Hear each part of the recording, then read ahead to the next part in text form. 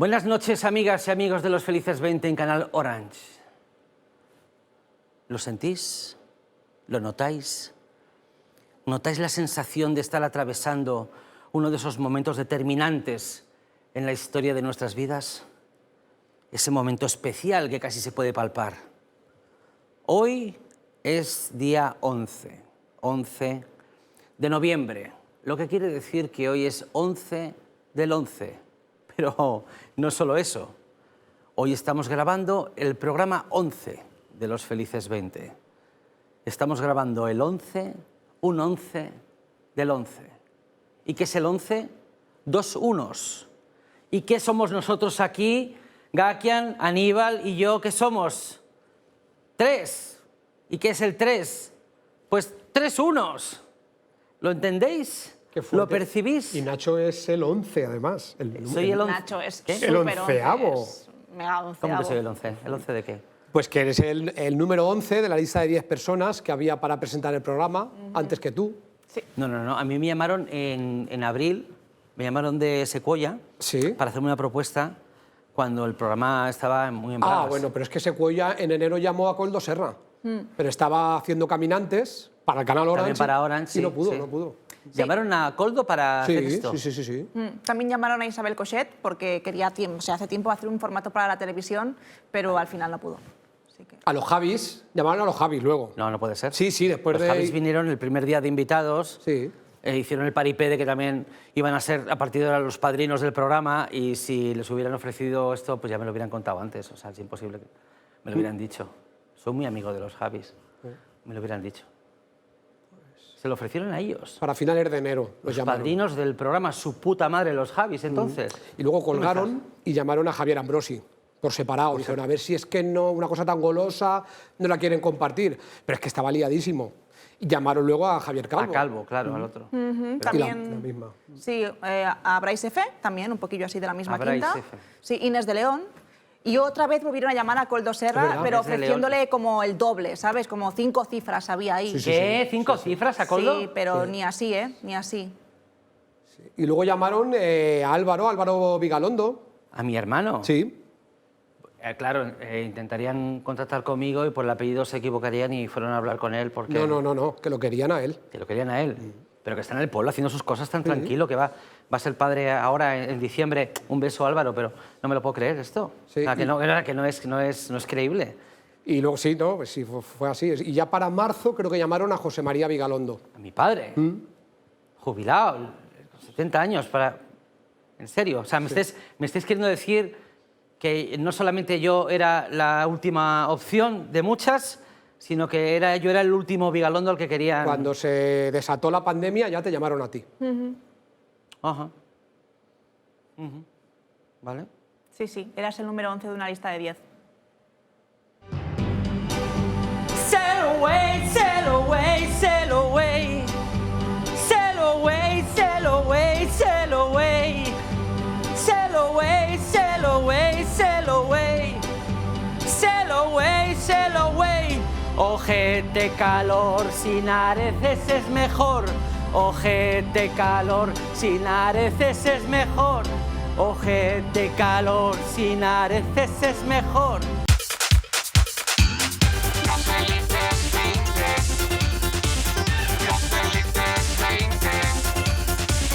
Esta década va a ser la mejor. Sube el nivel del agua y la diversión.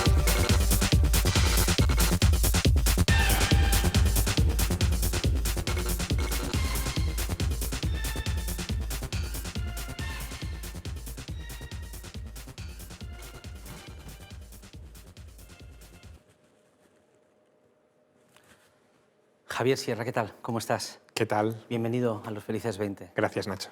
Estoy seguro de que luego, cuando vea todos los programas seguidos, si es que hago eso algún día, me dará un poco de palo empezar siempre preguntando por cómo afrontamos el confinamiento, pero es casi como inevitable.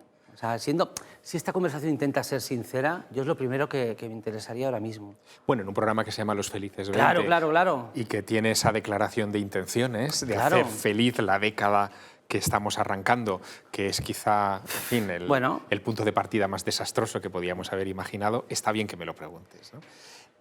Yo, fíjate, lo empecé de una manera muy particular. Yo siempre he disfrutado mucho de los confinamientos. Los escritores nos tenemos que confinar, que aislar del mundo para construir nuestras historias, ¿no? En su momento creo que, sobre todo en los comienzos, flotó el cliché de que los que teníamos ciertas profesiones nos sentíamos igual que siempre, ¿no? Lo cual era un poco agridulce, pero parecía un pequeño triunfo, ¿no? Sí, este estilo de vida es el que yo he tenido los últimos 15 Fíjate, años. en mi caso, que comparto la escritura con también la promoción de mis libros, con encuentros con lectores, visitas a bibliotecas, no solamente de España, sino de otros países, que de repente me obligaran a quedarme en mi casa. Yo lo vi casi como un regalo, decir, qué bien, voy a tener un tiempo para dedicarlo a mi próximo libro, ¿no? Es como lo que cuenta Escotado del momento en que fue enviado a la cárcel, que de repente dijo, de repente tiempo para mí, para poder leer y escribir, ¿no? Así es. Sueño. Pero ¿qué pasa? Que cuando te das cuenta de que ese confinamiento no es normal, que no eres tú el que estás confinado, que es todo el planeta el que está confinado, la cosa cambia y empiezas a preocuparte, ¿no? Y ahí me doy cuenta, en un momento dado, yo creo que a la tercera semana del confinamiento, que este es un momento histórico, que no es una anécdota que contar, que es un punto de inflexión, que no va a ser todo igual, ni muchísimo menos, sino que va a haber grandes cambios a partir de este periodo que estamos atravesando. Y creo que el tiempo me va a ir dando la razón poco a poco. Claro, a ti tú cumpliste el sueño del que se propone trabajar a fondo, ¿no? Encerrado en casa durante el confinamiento. Una curiosidad, ¿escribes de día o de noche? Escribo de día. Escribes de día, vale. Y consigues sacarte pues, un libro durante el periodo de confinamiento, El mensaje de Pandora, que es una novela que temáticamente se ubica en el acontecimiento que estás viviendo en tiempo presente. Sí, es uno de los ejercicios literarios más extraños que yo he enfrentado en mi carrera, ¿no? Llevo 25 años publicando libros, pero todos los libros siempre me han costado un horror. Un proceso de documentación, un proceso de eliminación de posibilidades. Tienes al final que quedarte con una trama, con un personaje. No te vale el cosmos entero que tienes en tu cabeza, ¿no? Este, en cambio, no me ha costado nada, porque necesitaba, fíjate de dónde parte, necesitaba ordenar todo el caos que se estaba desarrollando fuera de mi casa, ¿no? Y la manera que tenemos los escritores de entender la realidad es escribiendo, es haciendo esquemas, es creando personajes, es enfrentándolos, es creando situaciones posibles. Y de repente me di cuenta de que como esta era una época histórica, ¿por qué no inventar un personaje que lo sabe todo, que parece que ha vivido muchas otras experiencias similares en el pasado? Luego sabremos en la novela por qué. Y se lo cuenta a una sobrina suya de 18 años que no sabe nada, pero que va a heredar ese mundo, ¿no? Y fruto de eso nace una carta en la que voy explicando poco a poco cómo las pandemias ni son de ahora, ni son de ayer, sino que también serán de mañana, y cómo nos han ido modelando como civilización. Son agentes de cambio, pero no finalizan nada. No es ningún apocalipsis a ninguna escala, es sin más. Bueno, es que, claro, cuando hablamos de apocalipsis tenemos en Ya, estoy exagerando, claro. No, pero tenemos en la cabeza primero el apocalipsis de San Juan como referencia histórica, pero luego las películas de grandes catástrofes, ¿no? que es la versión moderna de esos apocalipsis. Es decir, un fin del mundo colectivo. Eso no se va a producir. Sí que va a haber, obviamente, y lo está habiendo por desgracia, muchos fines del mundo particulares, personales, ¿no? Pero el fin del mundo colectivo no, y te diré por qué. Porque pertenecemos a una especie, a una clase de monos sin pelo. Comparado con los otros monos no tenemos cada vez casi tendremos pelo. menos pelo, cada vez con menos pelo. Sin duda, pero pertenecemos a una clase de monos sin pelo que nos adaptamos extraordinariamente a cada cambio que se nos presenta. Y eso nos hace sobrevivir. Yo he hablado con mucha gente cómo el mismo día que empezó el confinamiento, porque creo que 24 horas antes todavía no estábamos seguros de que esto pasara, es más, éramos escépticos al respecto, parecía que iba a ser imposible que viviéramos un encierro irreal de alguna manera.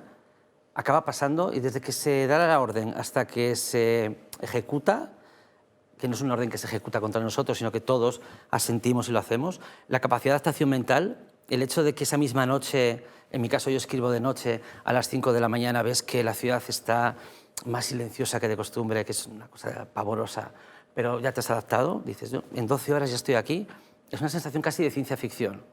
Ver lo rápido que hemos reencajado las bases de nuestra realidad.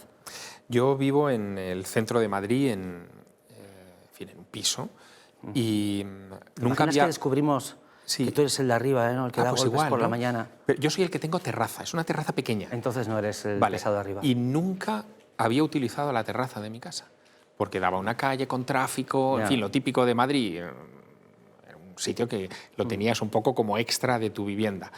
El confinamiento me hizo descubrir que la terraza era el mejor sitio de la vivienda, ¿no? De repente podía salir, asomarme, respirar aire puro y me sentí un privilegiado por tener 10 metros cuadrados de terraza. Pues habrá gente que te dirá, pues vaya morro tener una terraza en casa y tener que venir una pandemia para que te des cuenta de lujazo que es tenerla ahí. A veces Bueno, somos... sí, pero a veces tenemos esa cabeza. Claro, pero estas cosas sí. pasan. A veces necesitas un golpe para que valores realmente lo que tienes. Yo ¿no? soy un bicho de interiores total y me imagino perfectamente teniendo una terraza y necesitando, como tú, una catástrofe internacional para asomarme a ella. Sí, o sea sí. que lo entiendo perfectamente.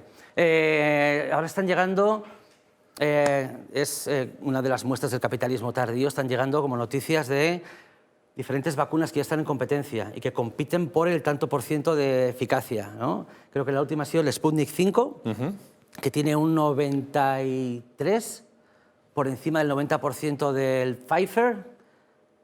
¿Qué está pasando aquí? Bueno, lo que está pasando es un reflejo más de la sociedad capitalista en la que estamos, ¿no? Es decir, incluso lo desgraciado, lo apocalíptico, se convierte en un producto de mercado, ¿no? Y en este momento lo que ha habido es una gran inversión por parte de un montón de corporaciones para tener un producto que es imprescindible para los consumidores que somos los espectadores y tú y yo. ¿Cuál es el valor positivo, por buscarle un valor positivo a todo esto? Que para cualquier enfermedad la inversión y el tiempo que se dedicaba a una vacuna, al desarrollo de una vacuna, podía extenderse durante una década o más. Y de repente aquí, en 9 meses o 8 meses, ya tenemos el anuncio de que va a haber 6, 7, 8 o 9 vacunas, ¿no?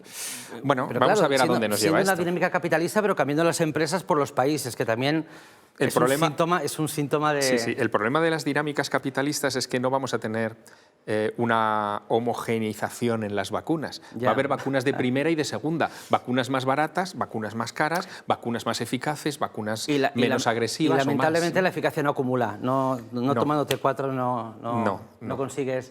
Aníbal, ¿qué tal? Es que todavía no me acostumbro a que de repente cuando levante la mirada ya estés ahí, ¿sabes? Se me resulta todavía... ¿Qué tal, Javier? Hola. Yo es que puedo aparecer en cualquier sitio. Oye, por cierto, que la canción que te he pedido que hagas, tengo muchísimas ganas de ver lo que haces con ella. Es que le pedí, todas las mañanas le pido que me haga una canción, le he pedido, quiero que hagas algo a medio tiempo, que sea casi una balada, casi romántica, pero con giro al final. ¿Y cómo lo has seguro que me resuelto? va a sorprender. Bueno, pero un segundo, ¿eso tú no me lo has pedido a mí? Yo cada mañana te pido... ¿Sí? ¿Te acuerdas? En la lectura de guión. O sea, antes de que lleguen Miguel y estos. Yo lo que creo es que, como está aquí Javier, quieres hacerle ver como que controlas también mi sección, la idea que tengo, que son mías. Aníbal, por favor. ¿Es que vas de autor o te creces mucho, Nacho? Aníbal. Las canciones son una cosa que las hago yo a mi manera.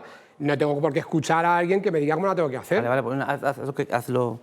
Así que nada, bueno, Javier, tengo una canción que es casi un medio tiempo, casi balada, casi de amor, pero tiene un giro al final. Muy bien. Bueno. Vale. Estamos... Si te quedas esta noche a mi lado, si te quedas esta noche a mi lado, te doy de las estrellas, te lo digo yo, no ronques.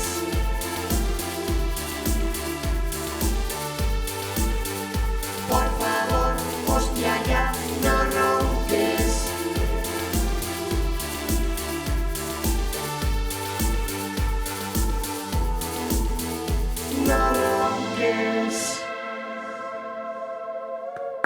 Joder, de verdad, Aníbal, que tu música cada vez me gusta más, ¿eh? Me alegro mucho, gracias. Ya. Y me ha gustado mucho el giro al final, por cierto. Oye, es como los coros de Alaska y Dinarama, ¿no?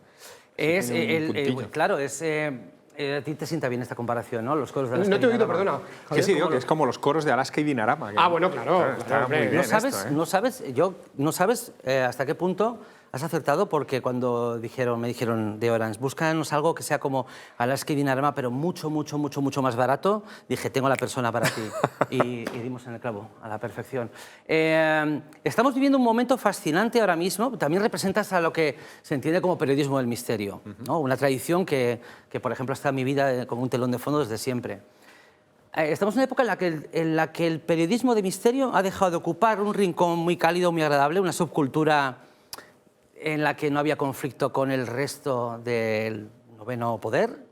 Y ahora, de repente, estamos viviendo unos años en los que se produce una quiebra, una fractura entre lo que representa ese periodismo y las necesidades de la sociedad y las ambiciones del periodismo tradicional. ¿Qué es este laberinto? Bueno, quizá te lo explicaré mejor si te pongo el ejemplo de cómo yo me metí en esto, ¿no? Yo entré en la Facultad de Periodismo en 1989 y no existía el periodismo del misterio. De hecho, mis padres estaban muy preocupados porque yo ya venía desde hacía muchos años ocupándome de estas cosas, teniendo mis programas de radio, en fin, lo que podía hacer como adolescente. No había revistas especializadas, ¿no? No, bueno, había, pero eran de en blanco y negro, muy minoritarias, Como con fanzines. tiradas Casi como fanzines. casi Fanzines. fanzines, ¿no? Undergrounds. Eso es, pero fíjate, en el año 89, justo el año en el que yo entro en la facultad, empieza a publicarse una revista de gran formato, a todo color, con la cara de Fernando Jiménez del Oso en una esquinita, que se llama Más allá de Más la allá. ciencia. Exacto. Aquella revista, el primer número, vende 170.000 ejemplares y tienen que hacer una segunda edición, que es algo, vamos, lo nunca visto. Había una ¿no? necesidad clara. Exacto. Así que yo entro en la facultad y ya puedo decirle a mis profesores que yo quiero ser esa clase de periodista, que no quiero ni presentar el telediario, ni dedicarme a la crónica política, ni a la información deportiva, que yo quería eso.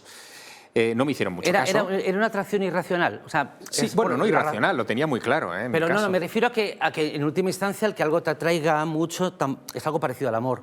No puedes describir por qué te has enamorado de alguien. De la misma manera que cuando te preguntan por qué ves películas de terror en vez de películas dramáticas, en última instancia no sabes qué responder. ¿Y tú crees que hay algo dulcemente irracional en el corazón de tus ganas de hacer Bueno, periodismo de ese había una tipo? necesidad, fíjate. Necesidad. Sí, yo me di cuenta de que el periodismo, digamos, normal, convencional, el que necesitamos para nuestro día a día, es un periodismo de corto alcance.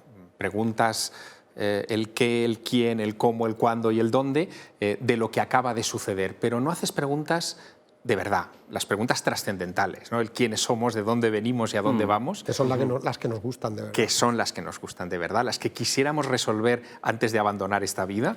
Esas, el periodismo las deja un poco de lado y nos distrae con otras cosas más perecederas. Y yo quería ese tipo de pregunta, ¿no? Por eso, fíjate, aquel año del 89, cuando en septiembre del 89, recién iniciada la carrera, sale la noticia de que yo no sé si os acordaréis de esto, de que un platillo volante había aterrizado en un parque público a las afueras de Vorónezh, una ciudad a 500 kilómetros al sur de Moscú. Eran los tiempos de la Unión Soviética todavía. Y la noticia abre el telediario y aparecen las portadas de los diarios de la época. Sí. Aquello, estando yo de periodista, digamos, o de alumno de periodismo, aquello me reivindicó. Una Dije, Hoy curiosidad, entraron la gente militares. ¿Dónde está Javier? bueno, Javier. me pasó una cosa muy curiosa, porque eso pasó el primer día mío de clase, que apareció esa noticia en los periódicos.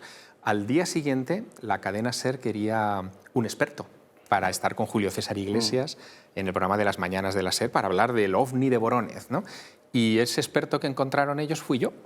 Así que me llamaron, les dije, mire, yo no puedo ir a la SER a esa hora, me tienen que mandar un taxi a la facultad. Y me mandan un taxi a la facultad a recogerme y el taxista cree que a quien tiene que recoger es al profesor que está en el aula 303, ¿no?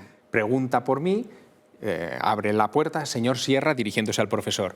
Le espera un taxi de la cadena SER. Y el profesor dice, no, yo no soy. Y un alumno que está en la última fila de la clase, que soy yo, levanta la mano y dice, no, es para mí. Claro. La cara del profesor. Se quedó Claro. todo el mundo y el profesor diciendo, pero este alumno que está el segundo día de clase en la facultad de primero de carrera, ¿quién es? Bueno, a partir de entonces me llamaron OVNI. Ya no me lo pude quitar de encima el resto Mejor que de te la llamen carrera, OVNI ¿no? que no que te llamen Voronez. O sea, que sí, es mucho sí, más mejor, agradecido. mejor. Quiero que ahora sé enfocar un poco mejor la pregunta que te he hecho antes, ¿vale? Vale. Intentando buscar como el Javier Serra Origins Moment. Si fueras un personaje de Hollywood, la película sobre tu vida se vería obligada a meter un momento de tu infancia en el que ves una luz en el cielo que hace cambiar tu perspectiva acerca de la realidad. Y todos sabemos que en la realidad ese momento epifánico no tiene por qué suceder. Muchas veces el amor por la actividad que puede modelar nuestras vidas sale de dentro. ¿A ti por qué te gustan los ovnis? ¿Eres capaz de explicarlo o llega un punto en el que dices, lo siento, es así? Pues me lo he preguntado muchas veces, ¿no? Pero yo, si echo la vista atrás, creo que me han estado acompañando casi desde que tengo uso de razón. Yo nazco en el año 71. En el año 77, es decir, con 6 años, estrenan Encuentros en la tercera fase. Claro, sí, sí. Que es un peliculón, pero que yo no voy a ver porque no es para mi rango de edad, digamos, ¿no? Pero sí lo veo en, no sé si se pueden decir marcas comerciales, pero en los fosquitos, en los pastelitos Sí, claro. de aquella época, daban cromos de Encuentros en la tercera fase y yo ya empecé a coleccionarlos, ¿no? Es la época también, año 78...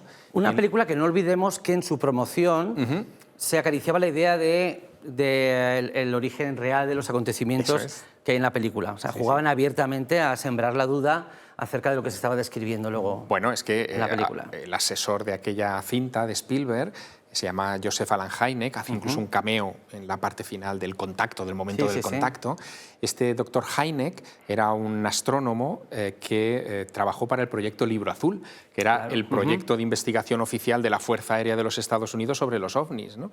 Y por lo tanto, todo lo que se reconstruye en los primeros minutos de la cinta está basado en casos reales y jugaron mucho, obviamente, con aquello. ¿Tú te acuerdas? Hay una escena mítica en esa película en la que aparecen 5 torpederos, 5 aviones en el desierto abandonados. Sí, claro. ¿Te acuerdas, no? Es justo Sí, sí, como empieza la veo, cinta. La veo de cuando en cuando. De las pelis de Spielberg creo que es la que más vuelvo a ver.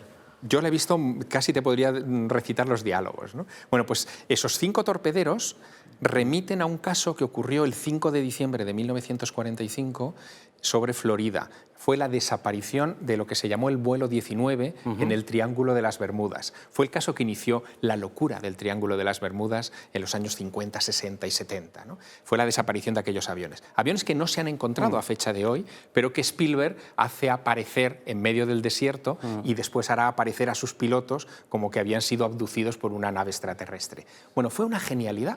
Le pasó a esa película lo que Chris Carter haría después con Expediente X. Por supuesto. Que utilizó elementos reales de la literatura real de estos temas y que a los que, en fin, nos gusta este material, nos hacía saltar del asiento cada vez que lo veíamos, porque reconocíamos cosas que habían sucedido de verdad, ¿no? Vale. Este relato continúa porque estamos avanzando Y en es muy una interesante. narración muy densa y muy disfrutona. Llega el momento de hacer algo que no hemos hecho nunca en este programa, que es visitar a un amigo que nos acompaña en la barra del bar, que es ni más ni menos que Diego Ingold, Hola, que Nacho. es el artista que nos acompaña habitualmente en este programa con sus pequeñas obras de arte. Normalmente a esta hora del programa, ponemos uno de tus vídeos, pero aquí te tenemos en persona. Sí, lo que pasa es que, claro, en mis vídeos los puedo como editar en mi casa y después bonito, mandároslos. Así que hoy lo que voy a hacer es que con todo lo que estáis diciendo me inspiro y estoy dibujando un montón de mierda que dentro de un rato pues os la pongo. O sea, que en tiempo real vas a hacernos una de las animaciones que a veces nos Sí, envías. y os vais a dar por- cuenta que en media hora lo tengo hecho, entonces me vais a decir, Muy pues bien, estamos oye. pagando una pasta que no... Estamos pagando más dinero del que toca, me vais a decir. Madre mía, no, espera, es que me encanta lo que haces, creo que tienes muchísimo talento y me gusta mucho tenerte aquí. Creo que ya era hora de que en este plató hubiera alguien con un sentido artístico y dotado para la plástica como tú, de verdad. Pregúntale si hace música también. Los felices 20. Los felices 20. Ay, tranquilo. Aquí estamos de vuelta, en Los Felices 20. ¿Gaby? Es un poco más tarde lo tuyo, ¿no? Es la sección... Vale. Aquí estamos de vuelta en Los... ¿De vuelta qué? ¿Tú de vuelta de qué? Si tú ni siquiera has sido... ¿Qué vas a estar tú de vuelta? ¡Gilipollas!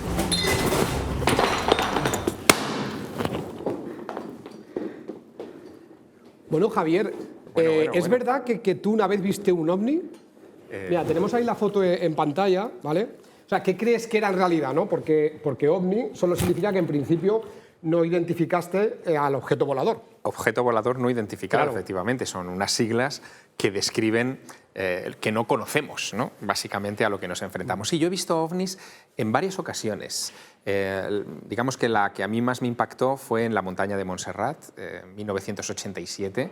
Yo tenía 16 años, justo en ese... Es que esa montaña tiene algo especial, Sí, tiene algo mágico. esa montaña tiene algo desde hace muchos siglos. Fíjate que es el lugar donde se venera a la patrona de Cataluña, a la Virgen de Montserrat, a la Moreneta, y la Moreneta fue encontrada ya en el siglo IX gracias a unas luces. Unos pastores de Monistrol de Montserrat ven durante varios sábados consecutivos unas luces que bajan del cielo y que señalan Un punto en concreto. un punto de esa montaña. Y cuando suben a ese punto, hallan una cueva, la llamarán la Santa Cova después, y dentro encontraron la Virgen de Montserrat, la talla de la Moreneta, ¿no?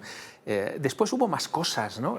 Antes de llegar a mi caso, ¿no? En el siglo XIV, en 1345, vieron lo que allí se llaman la misteriosa luz de Manresa, que fue una cosa espectacular. Manresa es una ciudad que está a los pies de Montserrat, y también lo que ocurrió fue que una luz que venía de la montaña se dirigió hacia la iglesia del Carmen, que era, en fin, el templo principal del pueblo, entró dentro de la iglesia con toda la iglesia llena de fieles, se dividió aquella luz en 3 bolas, se volvió a agrupar en una sola y volvió a irse otra vez hacia la montaña. Se levantó acta notarial, la primera acta notarial del avistamiento de un ovni en la historia. Cuando los ovnis llegan al BOE.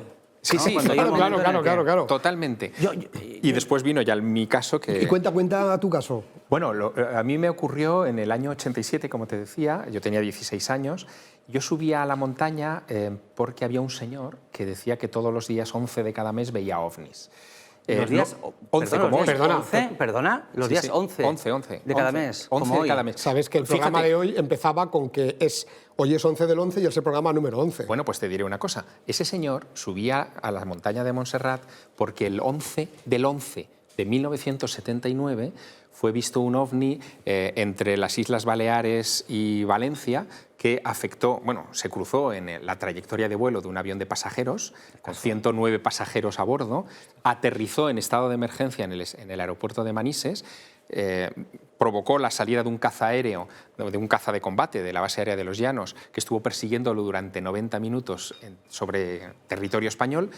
Llegó a provocar ese incidente una interpelación en el Congreso de los Diputados que nunca respondió el gobierno de Adolfo Suárez, Más y bueno. a raíz de aquello ese hombre empezó a subir a la montaña todos los 11. Yo quería entrevistarle. Ese hombre me dijo que le acompañara junto con otro amigo, también muy jovencito, no un día 11, un día 24, la noche del 23 al 24 de julio del 87, y allí en medio de la montaña, allí, en ese punto donde yo estoy en la imagen, nos apareció una enorme luz que yo nunca he sabido lo que era. Tenemos la foto, ¿no? Creo Bueno, es una del foto momento. tomada por ese señor otro día, pero se parece a lo que yo vi. Algo muy de plasma, o sea, muy de luz, con un centro de un color verde esmeralda muy fuerte, la luz era blanca, que nos sobrevoló en Ya. 4 segundos y desapareció, dejándonos en el más absoluto de los estupores, ¿no? Aquel hombre nos dijo, hombre, si queréis, les pedimos a los hermanos del cosmos que vuelvan otra vez a hacer una pasada sobre nosotros. Claro, ¿cómo se le nosotros pide? salimos de allí ¿Cómo? huyendo, ¿no? Se le pide, Huimos. pues depende en la época no había WhatsApp, pues se Ya. le pide a voces. Yo me aplico el póster de la gente de Malder, Sí, ¿no? que tiene I un want to believe. matiz. No dice yo creo, dice yo quiero creer. Eso es. Y yo entiendo la voluntad real, no cínica, de querer creer.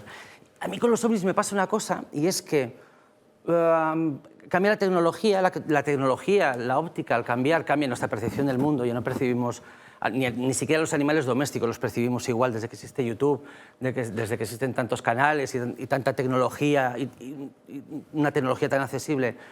Y a veces me frustra que la percepción de los ovnis no cambia, pese a que la tecnología sí lo hace.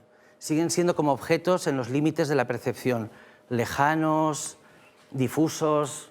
Y a veces yo, cuando veo vídeos contemporáneos de avistamientos de ovnis, yo siempre estoy diciendo, dale al zoom, dale al zoom, dale al Fíjate, zoom. yo no sabría qué decirte, porque, verás, Nacho, Si revisas la historia del fenómeno OVNI, que arranca en la posguerra, o sea, al acabar la Segunda Guerra Mundial, en 1947, y ves las crónicas de aquellos primeros años, allí se hablaba de platillos volantes, era el término, Claro. platillos volantes. Sí. Y eran cacharros metálicos, redondeados, casi como el que vemos en Ultimátum en la Tierra, en la famosa película de Robert Wise, ¿no? de 1951.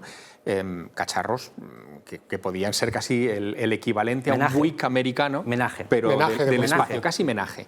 A medida que va avanzando, digamos, las décadas, dejamos de ver cacharros, ya no se habla de platillos volantes y lo que vemos son luces, masas de color, a veces trenes de luces, como las luces de Fénix, fue un caso muy famoso en los Estados Unidos. Sí que evoluciona el tema, ¿no? Y yo creo que Evoluciona conceptualmente, pero Sí. yo hablo de una cosa más pedestre, que es que se vea de cerca o que se vea más detalle. Hombre, o que yo se también. vea... En 4K, que se vea en 4K. Claro, que la percepción, aunque la claro, con tu discurso yo siempre defiendo que incluso para el escéptico la evolución del fenómeno OVNI es muy interesante. También habla acerca de nosotros, acerca de cómo nosotros percibimos y entendemos lo que es lejano, lo que es ajeno a nosotros y viene desde arriba, que tiene muchas connotaciones. Yo pido algo mucho más cutre, que es ver los remaches en torno a la puerta del OVNI y ver el alerón y ver la matrícula. O sea, que una parte de mí que quiere que la cámara pille de cerca Claro. algo que estoy harto de ver de lejos. Pero fíjate, tú que tienes la perspectiva cinematográfica, ¿no? Sabes que en el cine de terror, el terror se te cae si ves al monstruo.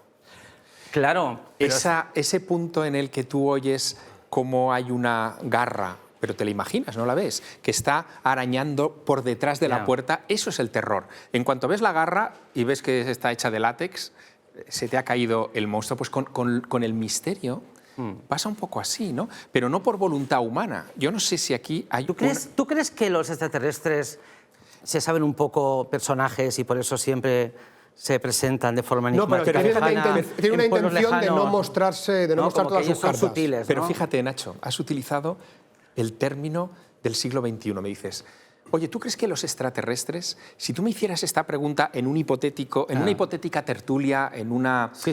no sé, en una taberna del siglo XVII, tú me estarías preguntando otra cosa. Me estarías diciendo, oye, ¿tú crees que los duendes... Y si nos fuéramos más atrás en el tiempo, me estarías diciendo, ¿tú crees... Por ejemplo, no sé, en la antigua Roma, ¿tú crees que los espíritus de los antepasados... Y a partir de aquí te hago una pregunta Y dificilísima. entonces el problema es el concepto con el que nosotros etiquetamos todo esto, ¿no? La pregunta más difícil que te puedo hacer, ¿y dentro de 20 años qué se dirá? Pues no lo sé, yo creo que hablaremos de extraterrestres todavía. Todavía extraterrestres. Sí, porque fíjate en qué momento estamos, ¿no? Cuidado que los intraterrestres también están ganando peso en algunos rincones. Emojis burlones. No, pero Emojis tienen la batalla perdida, los intraterrestres. los intraterrestres lo absolutamente. tienen. Pero te voy a decir por qué. Fíjate en qué momento estamos. Perdona, Estamos enviando naves a la Luna, hay un proyecto para colonizar nuestro satélite, para llegar a Marte. Las Voyager, ¿tú te acuerdas de las Voyager? Las famosas misiones que se mandaron en el año 77 con un disco, con los sonidos de la Tierra, con saludos del secretario Discos general de Naciones grabados, Unidas. sí. Esa Voyager, esa nave que tiene una pila de plutonio, en estos momentos se ha ido ya de la frontera del sistema solar y va a tardar probablemente unos 1000 años en llegar a un sistema planetario. Ha llegado al final de la manzana. Sí, ha llegado al final Todavía de la no. manzana. Bueno, lo que quiero decirte es que estamos ya enviando nuestra tecnología ahí fuera y que hablar de extraterrestres o de vida extraterrestre se va a convertir en algo cotidiano. Pensamos que la vida es algo solo de la Tierra y lo que está demostrándonos la ciencia cada vez más es que la vida es común en el universo, ¿no? Yo propongo que de aquí a 20 años, en vez de extraterrestres, hablaremos de seres transdimensionales. Tenemos a un ser en este programa que es casi transdimensional, se llama Gakian, viene para acá y claro, estoy siguiendo instrucciones del realizador, pero es que además es que yo quería que ella viniera. O sea que maravillosa coincidencia, el Pinganillo y yo pensamos lo mismo. ¿Qué tal estás? Hola, Javier. Hola. Hola, ¿qué tal? Bien, estás brillante. ¿Cómo, perdón? Estás así, como que estás un poco a pistacho cerrado. Muchas gracias, muchas gracias. Pistacho cerrado. Sí. Muchas gracias. Pero bueno, todo bien. ¿Qué tal, Javier? Muy bien. Me gusta mucho todo lo que haces. Soy una gran fan de lo paranormal, la verdad. Y bueno, ya sabemos que cuando bordeamos los límites de lo paranormal, pues todo es ciencia otra vez, ¿no? Entonces... Claro, más allá del más allá, volvemos a dar la vuelta al círculo entero y volvemos otra vez a a Pitágoras, ¿no? Todo es ciencia, todo es ciencia. El punto es que hay una celebración, una cosa hermosa que se llama los Ig Nobel, que es un poco la cara B de los premios Nobel, pero son muy molones y 100% científicos, 100% rigor, maravilloso. O sea, no es como los rachis respecto a los Oscars que premian la ignorancia, que premian, perdón, la baja calidad de una película, o los premios yoga. Esto es algo que es real, es científico, te hace pensar y te hace replantearte un poco un horizonte de posibilidades que tú pues, desconocías. Somos ¿no? los Nobel para gente guay, que es lo que somos nosotros, ¿no? Efectivamente. Bueno, los contracorriente, ¿no? Somos guays y somos un poco paranormales, tengo que decir, todos juntos. Bueno. En fin, uno de los premios así como más aclamados este año es en la sección de psicología, y es que una pareja de científicos ha descubierto un método para descubrir el nivel de narcisismo según tu diseño de cejas, ¿no? Cuanto más pobladas y cuanto más personalidad particular tengan tus cejas, más posibilidades de ser un narcisista. Como por ejemplo John Kortajarena, que pues, probablemente sea una bellísima persona, pero ahí está, a las pruebas me remito. También tenemos a Ismael Enver Sasha, que era el general del ejército otomano. Pero se le disimulan con el bigote. Sí, pero una pregunta, verdad es contrarresta que sí. el ego. Pero yo creo que justamente entre las cejas y el bigote ahí pues está el genocidio de este señor, ¿no? Claro. O sea, es como una cosa que se le va un poco de las manos. Bueno, le perdían las formas. Si te arreglas las cejas, dejas de ser narcisista. ¿Cómo va esto? No, porque es una cosa que ya viene como implantado. No nos hagamos demasiadas preguntas porque lo que puede pasar es que acabemos un poco como Rock Lee, que también es una persona que creo que tiene algo que oculta, no me fío, es un poco hijo de la gran puta, ¿no? Bueno. Pero tiene unas cejotas que le tapan casi la pupila. Bueno, sí, es una persona particular. Nacho, te veo. Esas cejas podrían dar la vuelta al cráneo por detrás y ser como. Probablemente lo hagan. Como una tonsura. No hagas el dibujo, Nacho, que tus cejas. ¿Perdón? Que no hagas el dibujo, que tus cejas van por ahí. ¿Cómo que mis cejas van por ahí? No, perdona, yo me miro todos los días al espejo y sé perfectamente que yo no tengo las cejas de un narcisista. Eso es lo que diría un narcisista probablemente. Yo no soy narcisista. ¿Me escuchas? Yo no soy narcisista y te lo estoy diciendo yo. Por favor, continúa. Nos queda claro. Los ganadores de la medicina de este año están muy guays porque han descubierto algo que estaba invisibilizado, y es a las personas que nos ponen muy nerviosas los ruidos de la gente que mastica o respira fuerte, ¿vale? Esto es bastante más jodido de lo que pueda parecer. Hay una escala, puedes pues, molestarte un poco, pero no te genera ningún tipo de malestar grave. Tiene un nombre, ya está. ¿no? ¿Cómo se llama? Lo último, claro, está la misofonía. Misofonía. Misofonía. Ya lo último es como que lloras sangre. Pero escúchame, y te llorar provoca... sangre es cuando oyes al otro respirar, simplemente. Estar al lado de una persona viva. Claro, es un problema realmente diagnosticable, y cuando llegas al punto 10 quieres pelea física, real, violencia, mal con la otra persona. Misofonía. Misofonía. ¿Y han descubierto cómo tratarla o no? Pues yo la trato con Zolpidem, pero bueno, poco a poco. Sí. ¿Y la misofonía por qué en el punto 10 te hace crecer un bigote flojo? Es sangre, es Poco sangre. poblado. Estás como... Lloras sangre, Nacho. ¿Es sangre?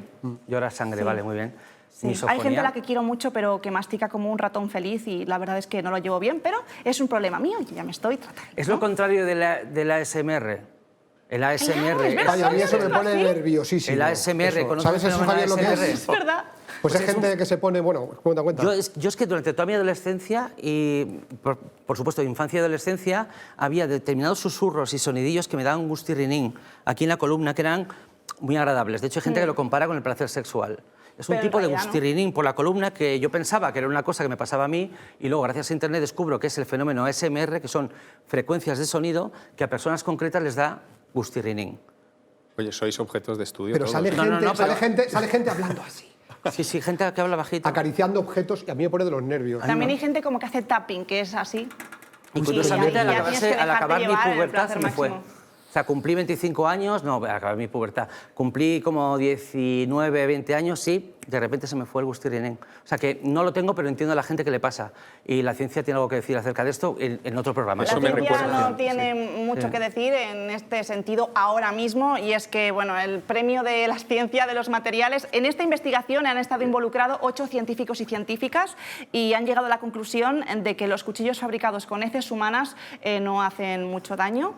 Es una sorpresa para todos. Pero si puedo aportar algo a la ciencia, las mierdas de pájaros son muy ácidas, son realmente un arma letal. Lo que pasa que funcionan y actúan de una manera lenta, ¿no? O sea, tú puedes atacar a alguien con un cubo lleno de caca de pájaro, en plan, ¡ah! ¿sabes? En plan SAO, pero tienes que pedirle a tu némesis que colabore quedándose muy quieto durante un mes, porque si Y ahí actúa lento. como la sangre del alien. Sí, que corroes. claro, es muy funcional, pero se toma su tiempo. Pues esto que lo tomen nota Arcos, la empresa de cuchillos de Albacete, Ah, claro. de que no hagan cuchillos con heces, Sí. porque no cortan. Claro. Los llanos de Albacete. Claro. Estaban ahí los... Muy bien. ¿Tú crees que Chicote en algún momento? Mientras tanto en el planeta Tierra, Javier, nos estabas haciendo una descripción apasionante de lo que a día de hoy se puede considerar una edad de oro del misterio, en el sentido de que el misterio no es conflictivo, ¿no? Es una subcultura a la que nos podemos asomar. De un tiempo a esta parte parece que surgen tensiones y los titulares empiezan a cruzarse de un medio a otro. Bueno, porque quizá, fíjate, muchos de los periodistas que han estado más adscritos al misterio siempre han ido por libre y nos hemos constituido, ahí me incluyo, sobre todo los años que me dediqué a ello, a buscarme la vida sin tener que depender ni de gabinetes de comunicación de gobiernos, ni prestarle atención a versiones oficiales, sino al contrario. Lo que hacías era poner en cuestión muchas de las cosas que nos estaban dando como verdades administrativas u oficiales, en fin, comunes, ¿no? Y en tiempos como este, muchos de esos periodistas del misterio han hecho una labor interesante yendo un poco a la contra, ¿no? Yo creo que, hombre, ahí tenemos el ejemplo clarísimo de lo que ha ocurrido en estos meses de pandemia con Iker Jiménez, ¿no? Sí, ha sido fascinante. ¿No crees que pasa un poco...? Pero con gran valor. Yo creo que ahí nos ha hecho una gran aportación, porque él fue el primero que ya en el mes de febrero estaba advirtiéndonos de que, cuidado, esto de la pandemia no era para tomárselo a broma. Fue el primero también que dijo, amparándose en análisis científicos, que aquí oficialmente no... digamos que no les prestaban atención por otra clase de intereses, que el contagio era por aerosoles, que se producía sobre todo por transmisión aérea. Todo eso lo ha estado defendiendo meses antes de que llegáramos ahora a este punto en el que lo que él dijo ahora es la Biblia, ¿no? ¿No crees que Bueno, es Iker curioso. está en una posición más difícil que antes, por buscar una analogía con la política, ¿no? Antes eras de izquierdas o de derechas y parecían como dos grandes bloques donde aparentemente no había conflicto.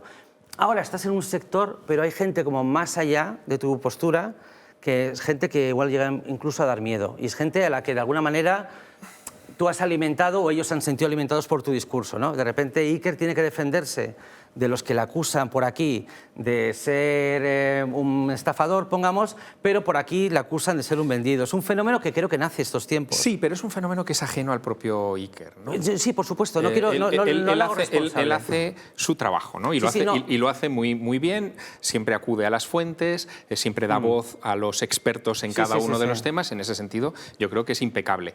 Es inevitable que haya gente que interprete desde una óptica o de otra lo que diga Iker o lo que diga cualquier persona, ¿no? Yo creo que una posición como la de Iker es más complicadora que antes y más delicada. Bueno, pero tiene una Pero sin hacerle oportunidad, responsable necesariamente. Pero sí. tiene una oportunidad maravillosa y es que de repente está en el centro del huracán, ¿no? Y puede aprovechar esa circunstancia, y de hecho lo está haciendo, para hacer buena comunicación. Vamos, yo creo que, por ejemplo, lo que está haciendo con Informe COVID en Telecinco es magistral. Pero claro, cuanto más... Deberían haberlo hecho otros divulgadores también en otras cadenas. Y, sin embargo, lo ha tenido que hacer Iker, ¿no? Lo complejo es cómo hasta qué punto aumentar el rigor en esta propuesta puede crear mayores antagonías entre gente que lo que está deseando es que digas algo muy diferente a lo que estás diciendo cuando escuchas Pero mira, especialistas. ahí está una perspectiva que es muy interesante, que yo también la he sufrido en algunos momentos, que es la perspectiva del perjuicio, ¿no? Es decir, hombre, cómo alguien como Iker, que ha estado hablando de ovnis, de repente puede darnos una información seria sobre la pandemia. Oye, cuidado, que es que los ovnis, tal como los ha tocado Iker, o como los he tocado yo, es un asunto muy serio. O sea, no es un asunto baladí, no le estamos dando voz a un pirao que dice que está en contacto con un venusino y que estuvo la semana pasada de camping plantando patatas en el tercer satélite de Ganímedes, de Júpiter. No es eso, ¿no? Por lo tanto, él ha hecho un trabajo serio con eso y lo está haciendo también con esto. Yo también me he dedicado durante muchos años a investigar ovnis, a perseguir a militares que han tenido experiencias de este tipo. O sea, ¿se deja de hacer eso? No se deja. Pero tú te vas de excursión... No, pero yo no voy a ver ovnis, yo voy a ver pero tú testigos vas de de excursión ovnis, ¿no? y tienes el ojo medio puesto para arriba, ¿no? Nunca lo dejas del todo algo así. Bueno, digamos que me sigue fascinando ese encuentro de la mente racional del hombre del siglo XXI, del siglo XX, ante algo que no es capaz de interpretar, ¿no? Y qué reacciones provoca. Y en función de la cultura, del país, del momento, hay interpretaciones distintas. Ante una luz en el cielo extraña, uno puede interpretarlo como una visión religiosa. Y de repente tenemos historias como las apariciones de Fátima del año 17, que terminaron con, no sé si os acordáis de esto, pero con el milagro del sol, de la danza del sol. El gran milagro de octubre del 17 de las apariciones de Fátima fue que el sol bailó ante 70.000 testigos. Evidentemente el sol no bailó ante 70.000 personas. Bailó algo que estaba en la baja atmósfera y que no sabemos lo que era. Era un ovni, técnicamente era un objeto volador no identificado. Y allí lo interpretaron en clave de fe. Si eso ocurriera hoy encima de un concierto de rock o de un partido de fútbol con 70.000 personas en un estadio, lo interpretarían en clave extraterrestre, porque estamos en esa cultura. Esto con Rammstein o con Muse ya ocurre. Sí, en la mitad del concierto te aparece algo en el cielo y forma parte del montaje, claro. Y ahora me pregunto, aludiendo a tu conocimiento enciclopédico, o sea, todos sabemos que ha habido apariciones de la Virgen, apariciones marianas, ha habido visiones de ovnis. ¿Ha pasado alguna vez de forma simultánea que alguien había visto a la Virgen y un ovni? Porque eso sería increíble. Y si no ha pasado nunca, quizá deberíamos reflexionar sobre ello. No, pero fíjate, hay historias maravillosas sobre lo que provocan este tipo de historias. Me encantado que dijeras que sí. No, que pero alguien se le apareció una vez, aquí la Virgen y al fondo un ovni y... Tú sabes que hubo un proyecto secreto en los Estados Unidos en los años 60 que pretendía, con un holograma, se estaba desarrollando entonces la tecnología de hologramas, pretendía proyectar una imagen 3D de la Virgen en una playa de Cuba. Qué bonito. País comunista que no cree en esas cosas para provocar un momento de conflicto social, ¿no? Es decir, ¿cómo va a aparecerse en Cuba para algo que haya no existe? Un rebrote de fe, ¿no? Exacto. Colectiva. Cuidado, eso nos da un punto muy interesante sobre estos fenómenos. Es decir, estos fenómenos son capaces, utilizados, y a veces los gobiernos los utilizan, utilizados de una determinada manera, psicológicamente, son capaces de modular las creencias de poblaciones enteras. Javier, esto es muy frustrante porque creo que te he preguntado como un 25% de las cosas que tenía pendientes de preguntarte, pero es casi imposible y se hace muy feo interrumpirte porque es un placer escucharte. Enhorabuena por tu libro, gracias por estar aquí y para despedirnos voy a visitar a nuestro amigo Diego. Ay, ¿qué has preparado para nosotros? Pues como habéis hablado un montón de mierda, un montón de cosas. Así que... Pero bueno. Pues mierda en el mejor de los sentidos. Claro, mierda entendida como que esto es buena mierda, ¿no? ¿Quieres decirlo? ¿No? Sí, sí, sin cortar. Así que, bueno, como tenemos música... Ya tenemos pinchada muy ahí bien, tú. perfecto. Entonces lo hago en directo, ¿vale? Vale, Yo claro, he hecho los dibujos aquí y pues hago el vídeo directo. Ajá, muy bien, muy bien. ¿Vale? Muy bien, pues...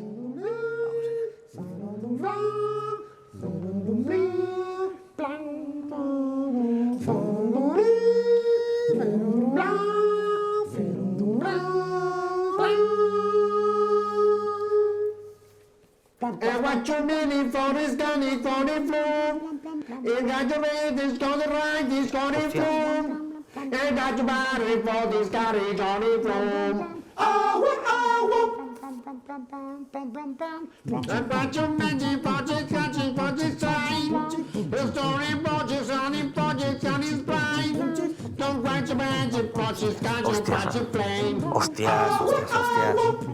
It's got your meaning. I got you thinking. Radio's digging, radio's dying. Radio's digging, radio's dying. When she finds she's cruising down.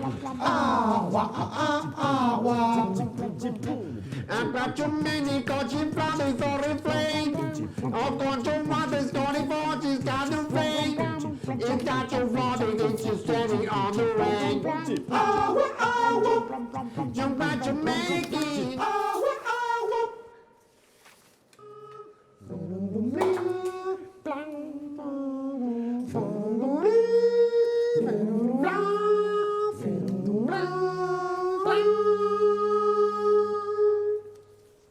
And what you meaning for is gunny for the floor? It got your red, it's gonna ride, it's gonna floor. Ain't got your body for this Scotty Johnny flow. I've got your magic project, catching for this time. The story project, honey project, honey's blind. Don't write your magic project, got your project plane. Oh, qué bonito, por favor, qué bonito. Qué bonito, de verdad. O sea, lo has hecho ahora en directo mientras hacemos el programa. En vez de escucharos. Qué gozada, de verdad, de verdad. Por fin siento que hay una... Aníbal. Uf, de repente el aire sigue despejándose, ¿eh? Se Qué gozada, respira mejor. Qué gozada. Qué a gusto estamos aquí los cuatro, ¿verdad? Despedida, Aníbal.